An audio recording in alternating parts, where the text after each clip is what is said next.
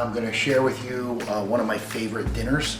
A lot of patients have asked me about a macronutrient diet and realizing that seafood is a great source of protein because it's lower in fat. But a lot of people get a little tired of the same old fish over and over, such as cod, which is one of my go-to choices. So I'm going to share with you how we cook some scallops, and I'll go over some of the macronutrients involved. Butter is not necessarily the enemy. We're going to use 1 tablespoon of butter, and 1 tablespoon of butter contains 11.5 grams of fat. Bless you. Thank you. It contains 11.5 grams of fat, but butter is a great source of fat, and as long as you keep your fat in moderation, it's okay to incorporate butter. When putting butter in a frying pan, it tends to burn on certain heat, so what I'm going to do here is turn up the heat a little bit. And one of the things I do to prevent butter from burning is spray the pan with Pam. So we're going to do that right now. How are we doing, buddy? Good job? All right, so we'll put that there, let that heat up. And in the meantime, I squeeze some fresh lemons. Would you like to spread the lemon on the scallops for me? Okay. Okay, so the scallops have been rinsed in alkaline water, and they've been dried with a Bounty paper towel.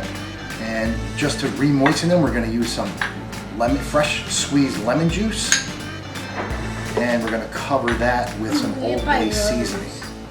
I'm doing it by rose salad. All right, good job, bud. All right, can I finish up? Sure. All right, great. We're just going to get these nice and wet here, and I feel the heat in the back, so I'm just going to dump in this 1 tablespoon of butter. Great. And that's going to be almost ready. Old Bay seasoning, one of my favorite spices, especially for scallops. We're going to put that right on the top. We also like to accompany this with fresh asparagus, and I'll go over that. I'm not going to demonstrate. I'm sure everybody knows how to steam asparagus. But 10 stalks of asparagus is 3.6 grams of protein, 6.1 grams of carbs, and 0 grams of fat. On a side, we also like quinoa or some rice. So if we do a half a cup of quinoa, that comes out to 4 grams of protein, 20 grams of carbohydrate, and 1.5 grams of fat. So we're all ready to put these scallops in there. We have the butter, which is not burning because of the pan. We're going to put these face down. To pan sear the scallops, and I'll go over the macronutrients involved in the scallops as well.